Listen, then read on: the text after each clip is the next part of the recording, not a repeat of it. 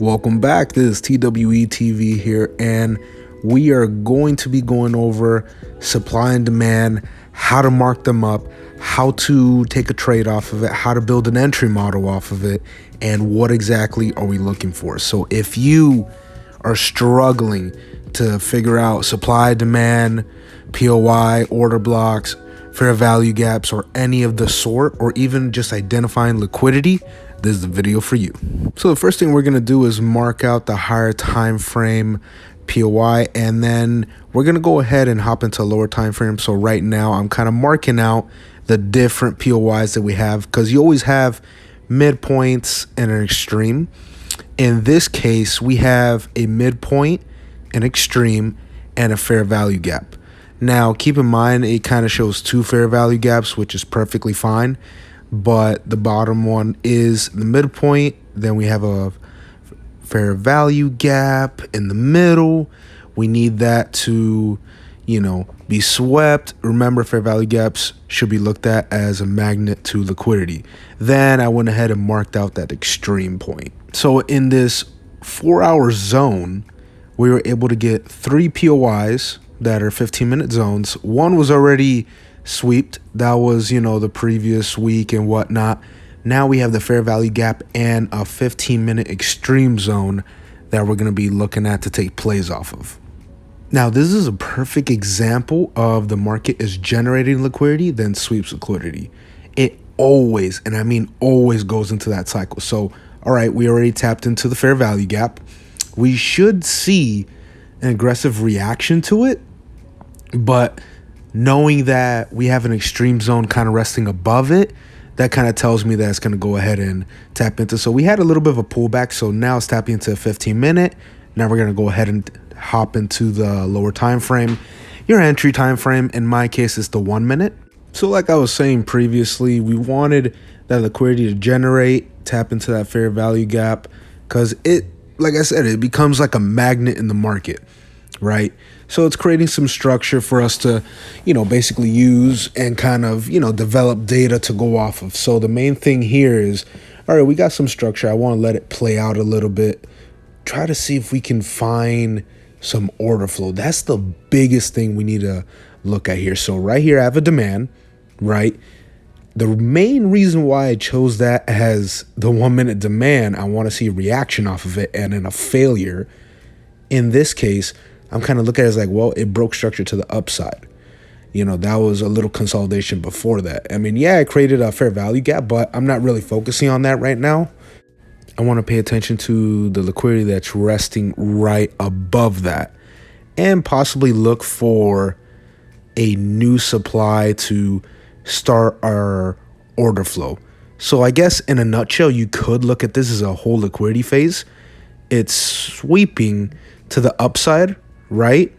And now we have a possibility of sweeping to the downside. So it definitely sweep to the upside. I mean, that was just trendline liquidity I marked out, but you have equal highs that got swept. Beautiful. It's tapping into that zone and had a reaction to it. So going into a quick understanding of liquidity phase, it basically generates liquidity on both sides and it sweeps. So it swept, it looks like the buyers in this case, right? So I want to go ahead and mark out a little bit of a supply zone to see if we can possibly find some order flow, or if there's still resting liquidity on the upside, then it's most definitely gonna sweep that probably. Yeah, in this case it did. So now this is kind of telling me that, okay, if we have an aggressive reaction to the downside after this, most likely we can safely say that we sweep liquidity on both sides of the market. So going into a liquidity phase, like that whole explanation, it likes to sweep both sides before it starts creating order flow and making its big push. Now from this, I'm going to go ahead and look for another demand, because I want to see a reaction, and I want to actually adjust our demand that we currently have. So here's the new demand, right? Because I want to see what it's reacting to, because, it tapped into it and it was very aggressive. I want to remark out this demand, right? Because it's definitely reacted to it, and the liquidity is swept, right? But now, with that being said, I see that that demand was completely taken, right? All liquidity internally was swept. And we can safely say liquidity on the upside was swept when we had that aggressive push to break that supply. Now, here's our start to the order flow. Now, this would be considered the first sign, right? We could take a trade off of this.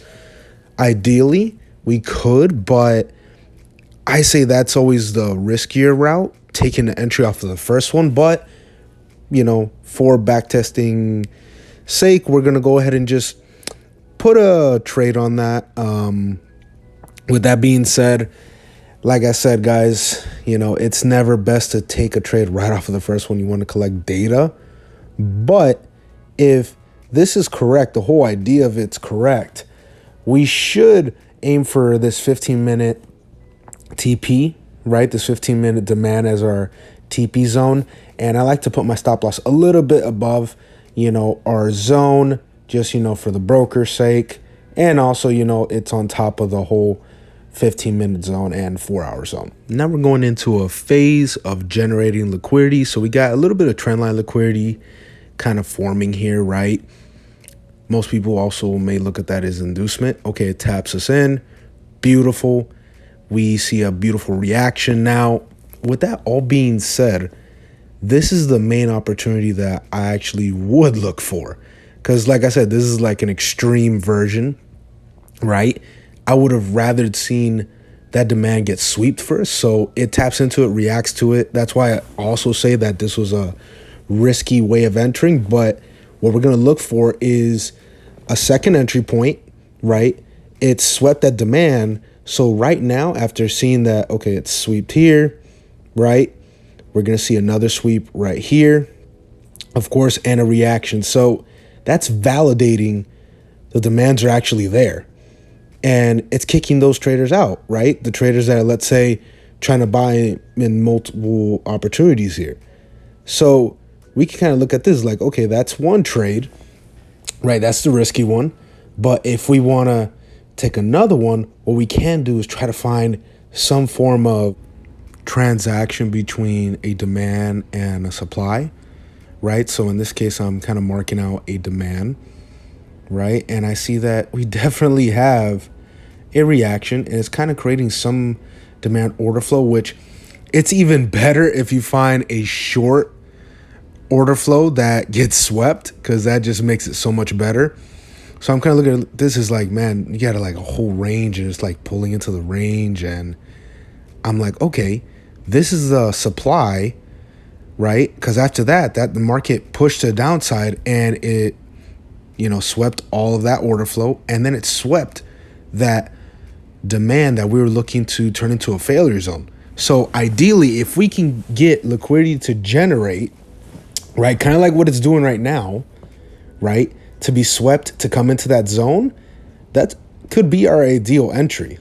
Obviously, you want to be, cautious with the stop loss. Like, don't be afraid to give yourself some space, when it comes to the wicks, especially when you're trading news. If you trade news, I like to stay away from news if I'm looking for setups like this. So what we're going to do now is let it play, and it's still generating liquidity. Okay, it pushes to the downside. That's not a big deal. Maybe if you're in on the first one, maybe you could take some partials. Ideally that could be, a good thing for you, right? But in this case, what I would love to really pay attention to is that it swept this order flow here, right? It swept a lot of liquidity, right? So like I said, the market is always in generating, sweeping, generating, sweeping. So throughout the market here, throughout this entry, you can see that liquidity was generated and swept. And it's kind of doing the exact same thing. It's generating, right? And now we're looking for that swept of liquidity and for it to tap into our zone. So it's slowly trending up. I'm going to go ahead and expand on this a little bit. Now I'm going to go ahead and let it play out, right? And as it's slowly playing out, oh, it taps us in. Now be very, very vigilant when you're marking out your zones, because the simplest mistake, so in this case, I didn't mark out my zone to the fullest that I should have. So I'm going to narrow it down to this whole candlestick little range here. I always tell people, be very, very careful. Don't be afraid to mark out more than one candle. So in this case, I'm marking out a little bit more than one candle, just grabbing the whole little tiny range there. So with that little minor difference, right, taps us in. Like, it was literally off by like a pip, and it can happen. And I mean, even with brokers, sometimes that little pip don't matter. And, just because of spreads, you get tapped in. It happens too. But okay, so we're tapped in. Beautiful, right? I'm just going to adjust everything real quick. Now, after that, I'm going to go ahead and let it play out. Now, at this point, I'm sure you can look and see just from visually just taking a look at it at a quick glance, I see multiple different, continuation points that we can possibly re-enter on. Definitely can, or maybe like, for example, right now, okay, it's literally going into a whole liquidity phase right here, right? As you can see, it's generating liquidity on the downside and on the upside, right? And with it generating liquidity on both sides, it's going to sweep both sides, right? So it's going to kick out the sellers, right? Because that's ultimately what they want to do, right? Then takes out the buyers because that's initially what they're aiming for. They're aiming for that, selling opportunity, right? So, I mean, that was kind of like a whole re-entry point in itself. And I believe, what was it?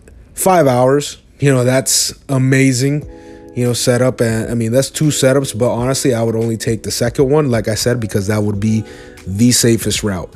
If you have any questions on this, our bootcamp is in my bio, our Discord is in my bio. And as always, guys, stay profitable.